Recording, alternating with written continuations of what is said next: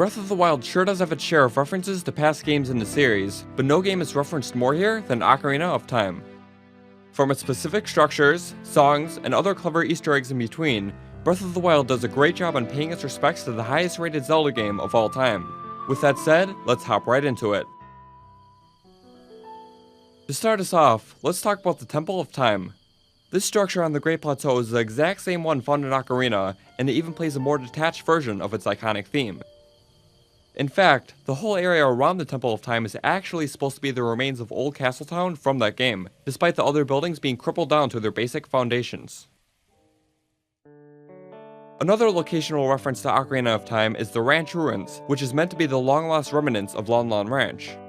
Its iconic racetrack and opening archway are still even apparent within Breath of the Wild.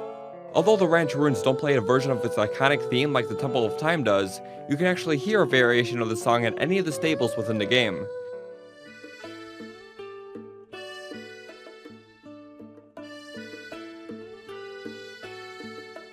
In fact, the theme that is played at the Lake of the Horse God is actually just a mixture between the Lon Lon Ranch and Great Fairy themes.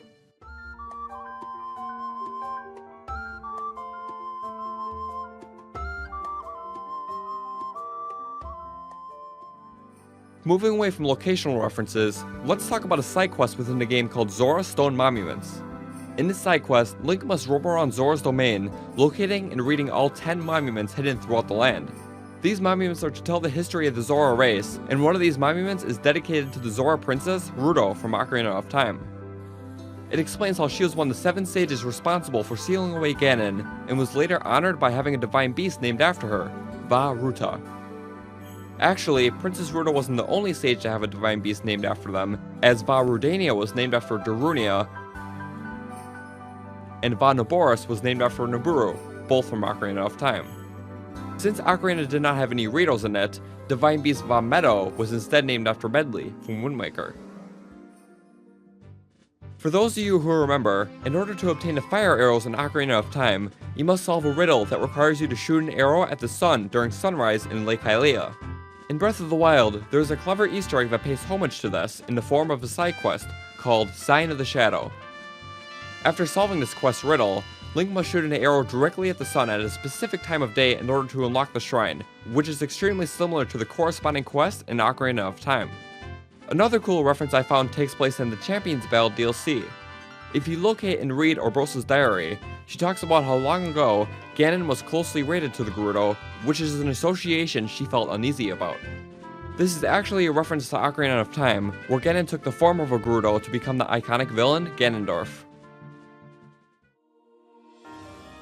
The last reference in this video happens to be one of the coolest nods to Ocarina of Time there is.